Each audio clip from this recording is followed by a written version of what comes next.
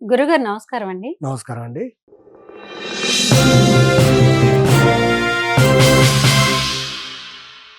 అంటే ఇప్పుడు వాస్తు అనేది మన ఇంట్లోనే ఉంటుందా?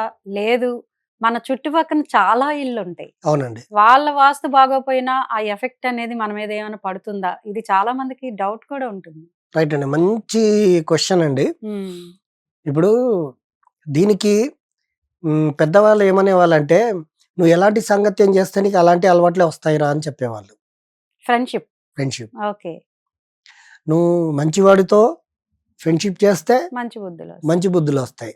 అదే బూతులు వాడితో ఫ్రెండ్‌షిప్ చేస్తే ఆడికి బూతులే వస్తాయి. వాడికి అవే లక్షణాలతో వాడు బాధపడతాడు. హ్మ్. అందరూ కూడా దూరం పెడతారు. అవును. అలాగే మీరు అడిగిన దానికి ఇప్పుడు మన ఇంటికి పక్కన వాస్తు బాగాలేదనుకోండి, హ్మ్. వాళ్ళ ఎఫెక్ట్ మన పైన ఏమైనా పడుతుందా హ్మ్.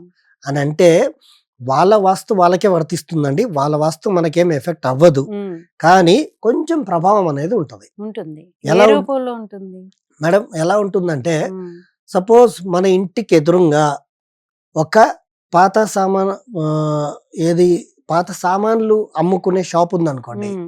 అక్కడ ఏం చేస్తారు? అయిపోయినవన్నీ తీసుకొచ్చి స్క్రాప్ అంతా తెచ్చి పడేస్తాం. పడేస్తూ ఉంటారు. హ్మ్. అంటే మనం పొద్దున్న లేవగానే అయిపోయిన దాన్ని దర్శనం చేసుకుంటున్నాం. ఆ చెత్తను చూస్తూ ఉంటాం. చెత్తని చూస్తున్నాం. అంటే ఏమవుతుంది? అయిపోయిన దాన్ని ఇక మనం మొదలుపెట్టడం కష్టం గదా! ఓహ్! సో, ఇట్లాంటి ఎన్వైర్న్‌మెంట్ అనేది మన చుట్టుపక్కన ఉండకూడదు. హ్మ్. సపోజ్ ఇంటికి ఎదురుంగా ఏదన్నా మైలు, దోషము అన్నీ పోగొట్టుకునేవి కొన్ని షాపులుంటాయి. హ్మ్. అట్లాంటి షాపులేమైనా ఉన్నాయా? హ్మ్. లేకపోతే ఇంటి పక్కన ఎప్పుడు గొడవ పడుతూ, ఏడుస్తూ ఒకరిపైన ఒకరు తిట్టుకునే వాళ్ళ సౌండ్‌లు మనకు వినిపిస్తున్నాయా? హ్మ్. అది కూడా దోషమే. హ్మ్. తర్వాత మన ఇంటికి పక్కనే డ్రైనేజ్ కాలువలు పారుతూ పారుతూ ఉంటాయి. ఉంటాయి. హ్మ్. అంత చెత్త చెత్తగా ఉంటది. అది కూడా దోషమే. తర్వాత వెనక సైడ్‌లు గుంటలు తీసి పెడుతుంటారు. అంటే హ్మ్. ఈస్ట్ ఫేస్ ఇల్లయితే వెస్ట్‌లో పెద్ద పెద్ద గుంటలు తీసి వాళ్ళు పని చేయకుండా వదిలేస్తుంటారు. అవును. అట్లాంటివి ఉండి దాంట్లో ఏదో చెత్త అవన్నీ పడేస్తూ ఉంటారు. హ్మ్. అవన్నీ కూడా దోషమే. ఇన్ని దోషాలున్నాయి మన చుట్టుపక్కల. మన చుట్టుపక్కల ఇన్ని దోషాలు ఉన్న చోట మంచి దైవ అనుగ్రహం ఉన్న వాళ్ళు, హ్మ్. వాళ్ళ జాతకంలో బలమున్న వాళ్ళు ఆటోమేటిక్‌గా సిక్స్త్ సెన్స్‌తో ఆలోచిస్తారు. హ్మ్. ఈ ఎన్వైర్న్‌మెంట్ అంతా కూడా నాకు, నా భార్యకి, నా పిల్లలకి ఏదో తెలియని దోషం కొడుతుంది. హ్మ్. కానీ నేను ఇక్కడి నుండి వెళ్ళిపోతా ఓకే. అని ప్లాన్ చేసుకుంటాడు. హ్మ్. చేసుకొని ఫలానా ఫ్రెండ్ సహకారంతోటో, వేరే దగ్గరో ఇల్లు మంచిది తీసుకొని హ్మ్. ఆ బ్యాడ్ ఎన్వైర్న్‌మెంట్ నుండి గుడ్ ఎన్వైర్న్‌మెంట్‌కెళ్ళిపోతాడు. దట్ ఈస్ ఎ వాస్తు అండి. ఓకే.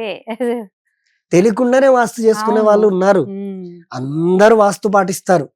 పొద్దున్న లేవగానే సూర్యుడు చూసి నేను జాబ్‌కెళ్తున్నా కొంచెం తొందరగెళ్ళాలి. నా ఆహ్, బాస్ తిట్టకూడదు. నా కొలీగ్స్ అందరూ కూడా నా పైన రాజకీయాలు చేయకూడదు. చేసినా నేనే గెలవాలని హ్మ్. సూర్య భగవంతుడా బ్రతికించని ముందు వాస్తు చేస్తున్నాడా లేదా? హ్మ్. సూర్యుడికి నమస్కారం పెడుతున్నాడు. వాస్తు ఎట్లా ఎళ్తున్నాడు బండి పైన?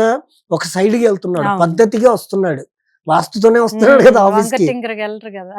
మళ్ళీ అదే వాస్తుతో అమ్మో! ఇంటికెళ్ళాలిరా నాయనా! ఇంటికెళ్ళి నా భార్య పిల్లల్ని జాగ్రత్తగెళ్ళాలి. జూసుకోవాలి.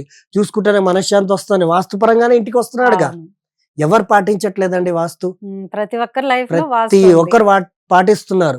బట్ నేను చెప్పింది నే రణ జయశ్రీ సంజయ్ శర్మ గారు వాళ్ళకి నచ్చడం అనేది వాళ్ళ అదృష్టం అన్నమాట. హ్మ్.